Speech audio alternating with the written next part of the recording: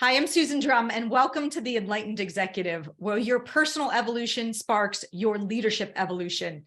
Each episode, we feature groundbreaking techniques and strategies to help you get the edge in personal and leadership effectiveness. This episode is brought to you by Meritage Leadership. At Meritage, we strengthen leaders and empower teams to achieve high performance. Go to meritageleadership.com to learn more. Today, we are focusing on how to unleash the power of your COO. The focus of a new book coming out in January, written by my returning guest, Cameron Herold. Cameron earned his reputation as the business growth guru by guiding his clients to double their profits and double their revenue in just 3 years or less, because he did that and more himself. Entrepreneurship is in his blood. At age 21, he had 14 employees. By age 35, he helped build his first two $100 million companies. And by age 42, Cameron engineered 1-800-GOT-JUNK spectacular growth from 2 million to 106 million in revenue. He's the author of the global bestseller Double Double, as well as 4 other books. So I'm excited to have Cameron on the show again and hear about the latest book that you're bringing to the market. So welcome. Hey, Susan, thanks for having me. And by the way, you're not the first person to kind of stumble over the whole, at 35, 200 millions, the people wait, that doesn't even make sense that you could have done that. But yeah, it's true. We'd done $200 million companies by then, and then 1-800-GOT-JUNK would have been the third. And Brian, who is the founder, he and I were in a mastermind group together. We were both EO members, Entrepreneurs Organization members, and we were in a forum for 4.5 years. So he watched me grow these 2 other companies, and then he realized he needed a second command, and he asked if I would come on board and really grow his company. So I joined as his 14th employee. And when I left 6.5 years later, we had 3,100 employees system-wide, and I'd been the COO through that trajectory. Yeah, talk about scaling up. I mean, you know how to do it. That's for sure. It's not easy. Fast growth, people think, oh, that must be so simple. Fast growth is just as difficult as running any business. There's all kinds of complexities that come with that kind of growth. I would say even more challenging, because you don't have the connection to people. You're adding them so quickly, and to build that trust, you've got to do that so quickly. So it's spectacular that you were able to do that. Yeah, it's interesting you speak to trust. I talk about that in my book, The Second in Command, that's just coming out. It's my 6th book now. The trust between the CEO and COO needs to be so implicit that you can literally run different areas of the business without almost even needing to check in, because you just know, you're like Navy SEALs. You know that the other person's got your back, because if you need to start gut checking and seeing what's happening, all things kind of fall apart. And the team can also sense that as well. The team can see that there's something not quite in sync. It's almost like a traditional family with a mom and dad. You really need to be in sync with each other. And if you're going to argue or fight, it needs to be away from the kids, never in front of the board, never in front of the team.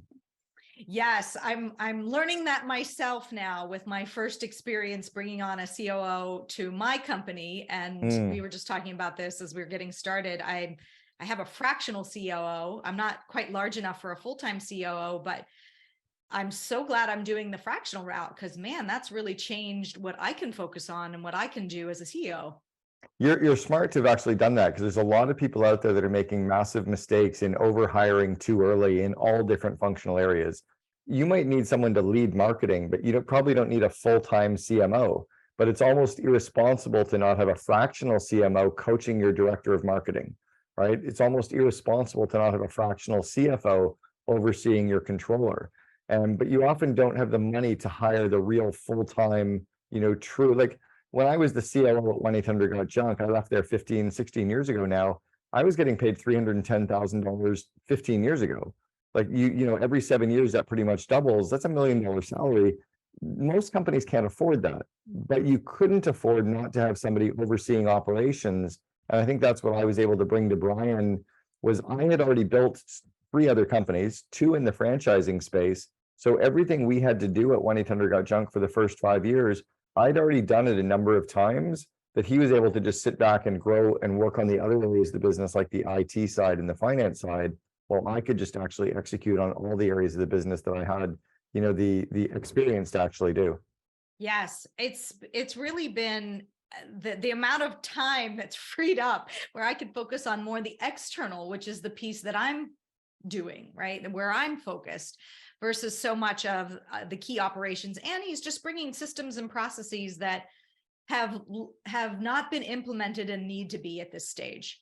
Yeah, it's smart that you've actually done that. Another thing that I think a lot of entrepreneurial companies can do before they hire their second in command, and I speak about this in the book, The Second in Command, is hire an executive assistant first. Most entrepreneurs and CEOs don't even have an EA. And I've always said, if you don't have an executive assistant, you are one, because you really want to get all the admin work off your plate. And if you're hiring a fractional or a full-time COO and then delegating $18 or $16 an hour tasks to them, why are you paying somebody $50 or $100 an hour to do $18 an hour work? It makes no sense. No, your first hire has to be your EA for sure. Yeah. Can't even imagine. And by the way, so your audience is all these senior executives and SVPs. Anybody who's really making $250,000 a year or more should really be getting an executive assistant for themselves as well, right? It just is irresponsible. If I was the CEO of a $100 million company, there's no way I would want to be paying people $300,000 a year to do $15 an hour tasks. So hire them a $65,000, $70,000 EA, offload the administrative of their work, and free up their time to actually work on the business, to grow people, to be strategic, to work on the core projects, and to work in their unique ability. Yes. Well, now tell us a little bit more about your new book, Second in Command. Yeah, I wrote it for a couple of reasons. So I've been running an organization called the COO Alliance for the last 6 years, and it's the only network of its kind in the world for the second in command. There's lots of organizations for entrepreneurs, right? We've got EO and YPO and Vistage and Genius Network and Maverick, amazing groups for entrepreneurs. And some of them are even trying to bolt on these little subgroups for the CLOs, but they don't focus on it. It's not their niche. So we created a mastermind community that's only for COOs. And then I also have a podcast called the Second in Command podcast, where I never interview the entrepreneur. I want the rest of the story, right? I want to find out from the COO's perspective, how did they grow the brand? So because of those two groups, I started recognizing there was this niche of someone needed to talk to the entrepreneurs and the CEOs of how do you find a COO? And we were spending so much time talking to the COOs about how to build a strong relationship with their CEO, how to build that real yin and yang relationship, that I thought we could create a book and codify how to actually recruit and hire and onboard, and then build that strong relationship with their second in command. So that was the purpose for pulling it together, and actually the expertise level to speak to it. So in a way, the book is truly for the CEO to think about how to best leverage a COO and bring one in, or even if they already have one, how to make that relationship even stronger. It's mostly for the COO, and I'll speak to two other components of it. It's also for anyone who wants to become a COO, because you're kind of going to be behind the curtain being shown what great CEOs are actually looking for. And it's important to you if you're trying to figure out how does the CEO build a relationship with a COO. Well, if you're a COO, you really want to know how to build a great relationship with your CEO. But there's another point in here that I cover as one of the chapters, is when it's time to get rid of your COO and get the next one. And I'll give a very, very specific example of this. From October of 2000 until May of 2007, I was the COO for 1-800-GOT-JUNK. I took them from 2 million to 106 million in revenue. And then one Thursday morning, Brian, my best friend and CEO, and I sat down for breakfast, and he said, I think we're done. I started to cry. He started to cry. And that was the day my best friend had to ask me to step down as COO, because I was the wrong person to take them from 100 million to the billion. So he took 12 months, found the former president of Starbucks to replace me. She came in and looked around and said, what a cute little company. And I was pulling my hair out at 3,000 people thinking it was so big. Sadly, it didn't work for her. She was let go the year later. They then found another person, Eric Church, who I've been friends with for 35 years. He and I started a fraternity together 35 years ago. I was president the first year. Strangely, he was president the second year. He's now been the COO for 1-800-GOT-JUNK for 10 years. Has grown them from 100 million to 450 million, but he would have been a horrible COO for the first 6 years because he didn't have that entrepreneurial DNA and he didn't have any of the franchising experience. But he's been a spectacular COO in the more corporate politics, the growth, the really putting the professional services in place and building out their professional team. So often companies need to decide, when is it time to top grade the team? And sometimes that means top grading your best friend or your current COO as well. Yes, that must have been a challenging period for you both, given how close, and I'm sure the loyalty that he felt for you, and yet putting loyalty aside, he wanted to do what was right for the business. Well, and he was my best man at my wedding 3 months before I joined him as his COO. So we were best friends. It took us a few years to recover from it. It was tough to go through. There was a lot of these emotions tied to it all. We've since become very good friends again. He actually wrote the foreword for the book, The Second in Command, for me. And then his COO, Eric, I finally twisted Eric's arm to get him to write some as well, because Eric is a very inward-facing COO. When I was COO, I was very outward-facing. I did a lot of speaking events, a lot of PR, a lot on culture. Eric is very kind of level 5 leader, very inward-facing, and never speaks to the media. So we actually got Eric to give us some content about the different styles of COOs at different stages or trajectories of a company, and some really unique insights there as well. Oh, that's really fascinating. I can't wait to learn more about that piece. Mm-hmm. So you've been talking about the relationship needing to have such a symbiotic yin and yang between the COO and CEO. Can you give us some insight of what helps build that? What creates that? And how do you know you have it? Yeah, and the yin and yang symbol is what I even put on the front cover of the book, because it just has always been in my mind from when Brian and I were doing it together. So the first thing is the entrepreneur, the CEO, needs to understand what are their unique ability areas. What are the areas of the business that they love to work on? They're really good at it. They get fired up and energized when they're working on it, and delegate everything except genius. And then look to hire a COO who loves to do and is great at all the stuff that the CEO sucks at. That's the starting point. And then make sure the COO doesn't want to work on any of the areas the CEO wants to work on. It's what's really strange about the role, though, is that in every single company, the COOs are very different. In some companies, the COOs run finance. In some cases, they don't. In some cases, they run engineering and IT, and some they don't. In some cases, they run marketing, and some they don't. So it's very, very different. I'll give another example. Harley Finkelstein, who's the COO for Shopify, he's actually contributed to the book as well. Harley's a very outward-facing, gregarious business development, PR, sales COO. His CEO, Tobias, is a very inward-facing CEO. And then you go to a company like Bumble, you have a very outward-facing CEO and a very inward-facing COO. So they're so completely different based on that yin and yang need. The second part that makes that, as you put it, the symbiotic fit, is how do you build that environment of trust? That environment of complete and absolute trust, where really on day one, you'd give them your bank account information, your passwords, because they're running your company. So you kind of have to. And then the other part is, how do you actually like the person, right? How do you spend time with them and get to like them, especially when they're very different personality profiles from each other? Most CEOs are very high quick starts. Most COOs are very high fact finders and follow throughs. Most COOs like to start projects by asking questions and putting systems in place. Most entrepreneurial CEOs like to start the project and plan later. Yes, and running into those differences of the CEO saying, let's make sure we have the capacity to implement all those ideas. And it could also be, the visionary integrator mix is really fascinating. And if you get it right, it's spectacular. But well, I even speak to that. I speak to that idea in the book, what you're noticing of the, how do we have the capacity to do that? What I teach the COOs in the book to do is to say to the CEO, I love that idea. Let's go for a quick walk together and let me ask you a few questions so I can catch up and fully understand your idea. So the CEO is like, oh, good, someone likes my idea. I'll do more of a dump and tell you more. After they tell you more, you can say, I still love your idea. Let's not do it this quarter, but let's put it on the list with the other 17 projects. And when we're coming up with next quarter's plan, we'll decide where it fits. And if the CEO is still completely assistant, no, it's now, say, okay, that's cool. Here's the 12 projects we're working on. Which one will we bump off by inserting this? Because we only have so much people, time, and money. So there's a real system to doing that. So the CEO feels safe and they can trust that their ideas are being kept somewhere. And they don't feel like someone asking them questions is debating them. We're just trying to catch up because the CEO has been thinking about it for 3 weeks. We've only had 30 seconds to understand it.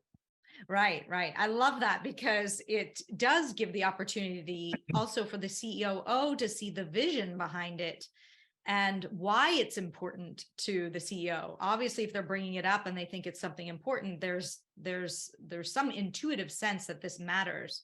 Right. But then when it matters, but how does it stack up against everything else in what matters? Yeah. And often the CEOs, because a lot of, especially entrepreneurial CEOs, ADD, attention deficit disorder, is not a disorder. It's a superpower for entrepreneurial CEOs. So they see everything. They see what's happening with the market, suppliers, the customers, the data, the internal politics, the opportunities, the strategy.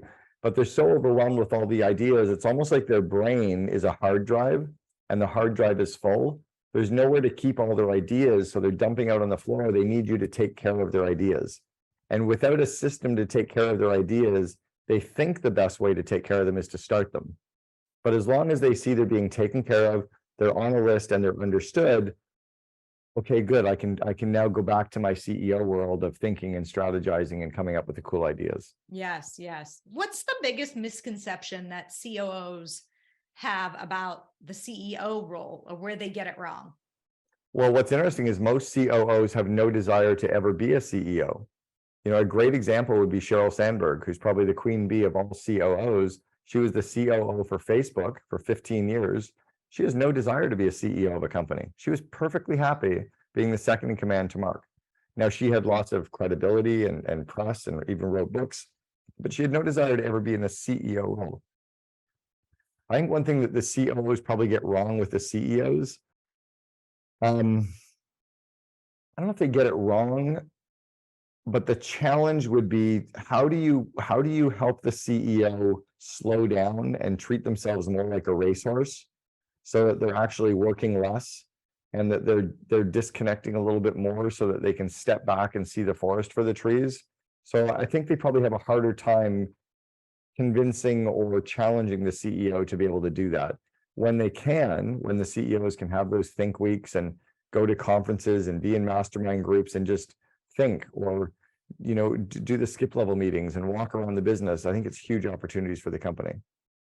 And so do you often find the COO is pushing for that and the CEO is resisting, or is it more that the COO should push the envelope a little bit more and really say, hey, I got this, you go do your thing? I think the best CEOs are starting to understand that. The struggle can be, and I was coaching a CEO the other day, they had 140 employees, and his COO is a member of the COO Alliance. And the CEO laughed at me and he said, Cameron, I think I have to start breaking things again. I'm kind of bored. I don't know what to do. I'm like, no, Jason, don't start breaking things just because you've got time. Like, step back from the business, right? Slow it down, be more strategic, think about bigger opportunities. So now I'm working on doing a couple of acquisitions instead of going in and muddling into a business area and then getting bored and walking away, and everybody's now pissed off that you've poked holes in every one of their nests, right? Yeah, yeah. What was the biggest mistake you made as a COO? I'm curious. Oh, huge. Yeah, one was we almost bankrupted 1-800-GOT-JUNK. We were about 70 or 80 million dollars in revenue, and we didn't understand how to leverage the balance sheet. So we were very profitable. We doubled the size of the company 6 consecutive years in a row. And we had a very quiet, analytical, very amiable head of finance. So VP of finance, Hendra. And Hendra he was Indonesian. He would come to us very quiet, are you sure we're okay? And I'm worried that we might be growing too quickly. And we're like, no, we got this. No, we got this. And we were up to, operating in 330 cities and 4 countries and 13 operating businesses. And we had $5 million in cash, and we paid cash for an office renovation, an office move, bonuses, about 800,000 in taxes. We used all of our cash to pay all that, thinking, awesome, just paid cash for it all, great, right? But then we're like, oh shit, we didn't have enough money to make payroll. So we went to the bank to get a credit line, and they're like, well, you don't have any cash. We're like, I know, we just spent it on all these things. Look how smart we are. They're like, you guys are idiots. You have no idea how to run $100 million company. So they wouldn't loan to us. So Brian had to go to his mom and borrow $420,000 to meet payroll. We fired 20 people. We started calling all the suppliers in the company and telling them we couldn't pay them for 3 months. We were going to pay 20% a month for 3 months and then true up after 3 to 4 months. It was a really, really scary time. And it was because we didn't listen to somebody. So the big lesson I got from that was, if you're not willing to listen to the people you hire people you're willing to listen to. But I think the leader needs to shut up and slow down and ask questions. And remember, God gave us 2 ears and 1 mouth. We need to use them in that ratio a little bit more. Yeah, fascinating learning. And I'm sure you infuse that in all the COO work you do on the podcast and mastermind and all those pieces.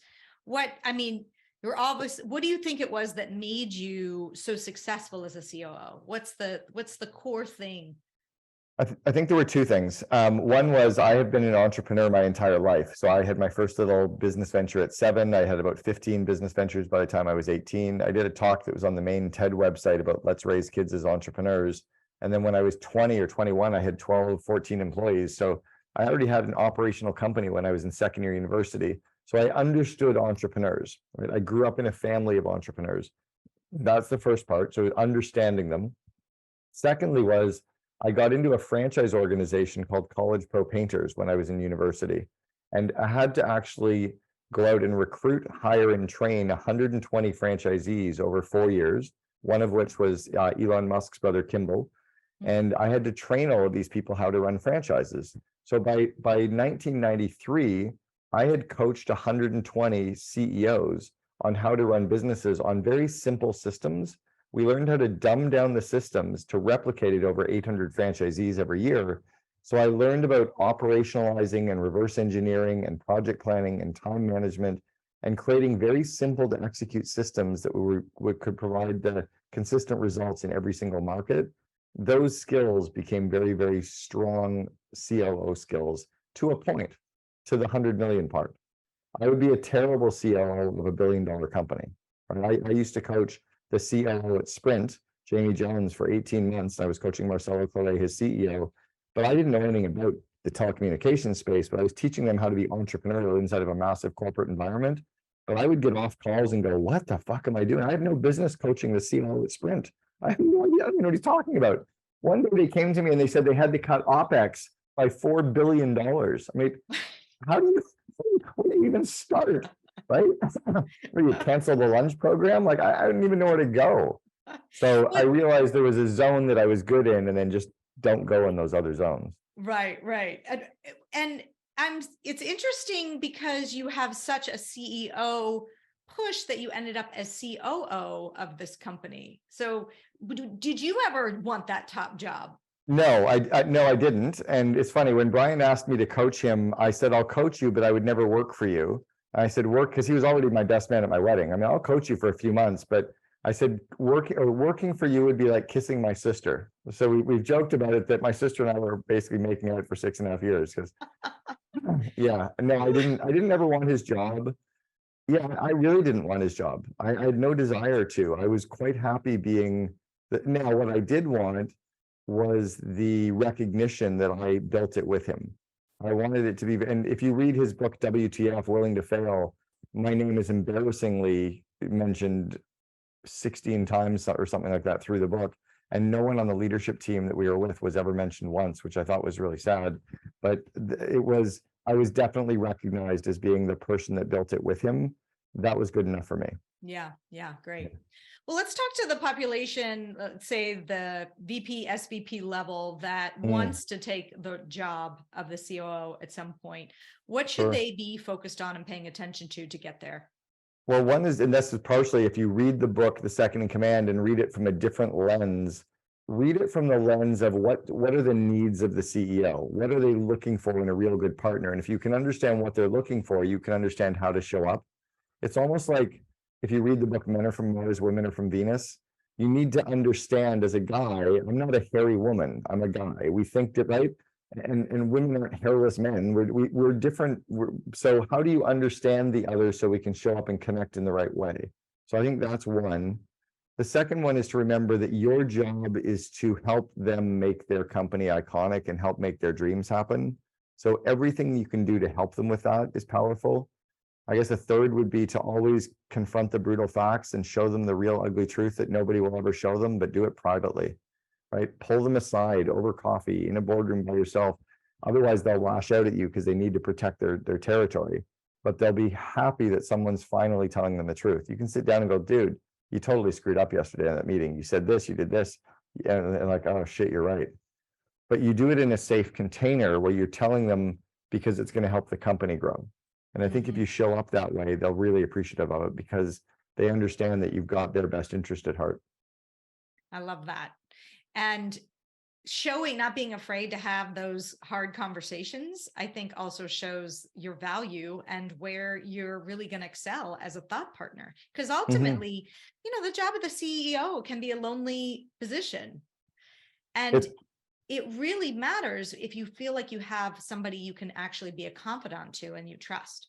Yeah, it's why entrepreneurs and CEOs need to be a part of mastermind communities like EO and YPO and Vistage and all these other groups for entrepreneurs. You need to be in a community like that so you have a peer group to vent with, to learn from, because you can't tell your board how you're really feeling. You can't tell your leadership team but you need a peer group to talk to. But that's the same for the COO. They need a peer group. That's why we started the COO Alliance, which is only for them. Yes. We don't allow entrepreneurs to join. It's only for the COO. And I will tell you, it does have also as a member of EO, it doesn't matter that people are in different industries. In fact, it's even more helpful. Yeah, it's better. Because you see things and you think, oh, how could that apply to my business? I never really thought about that. Yeah, I call it ideas having sex, that you take one idea from one industry, one idea from another industry, and something you've got, and it kind of, it morphs into something else. So we've got members from 17 countries. We have 40% of our members are women. Our youngest member is actually only 21 years old, and he's the CEO of 2 $6 million companies, like legit $6 million businesses. He's actually from Arizona. And then our oldest member is 62 with $1.2 billion in revenue. So we're right across this full gamut. But the $1.2 billion is called Sunbrella, the fabric company that we all know. Yeah. The COO of Sunbrella shows up and learns from Cody, who's the 21-year-old, and he's like scribbling notes down, and Cody's learning from the COO. Yes. Crazy. Fabulous. I love it. So what's one thing that, let's say, the COO needs to do tomorrow to be more effective? One thing that they could do that you don't see them doing when they come to start working with you? I'm going to give you two. It's the first one is to really grow people, right? I even launched a course called Invest in Your Leaders, and it's kind of the 12 core skills that every manager and leader needs to be good at to excel in their role. The COO's job is to grow people, to grow their confidence and to grow their skills. And if the COO can focus on growing people's skills, not doing work, but delegating more and then growing their skills and confidence so they can do the work, that really propels your organization. The second one is to show up and be vulnerable. They don't have to be the smartest person in the room. They need to show up and fit in with everybody else and actually connect with everybody else. And at times say, I have no idea, but let me try and find a who can help us figure out that part of the business as well. Yes. Wonderful. Well, thank you so much for coming on. Where can people learn more about the new book and all of the different offerings you have? Sure. Yeah. So the book, The Second in Command, How to Unleash the Power of Your COO, is available on Amazon, Audible, and iTunes, as are my other 5 books. The COO Alliance, for sure, people should check that out. And then investinyourleaders.com is the leadership program that is self-guided learning. They should check that out too.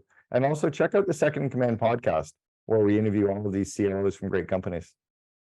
Great resources. Well, thank you again, Cameron. I'm really excited that you came on today, and good luck with the book launch. I know it'll be fantastic because everything you touch turns to gold, it looks like. I only touch gold. Thank you, Susan. Love it. Thank you. All right, let's lead the way. Hope you enjoyed today's episode, and I'd like to point you to the next important step. Hit the subscribe button and the bell to get notified when we release new content. I'll see you on the next episode of The Enlightened Executive.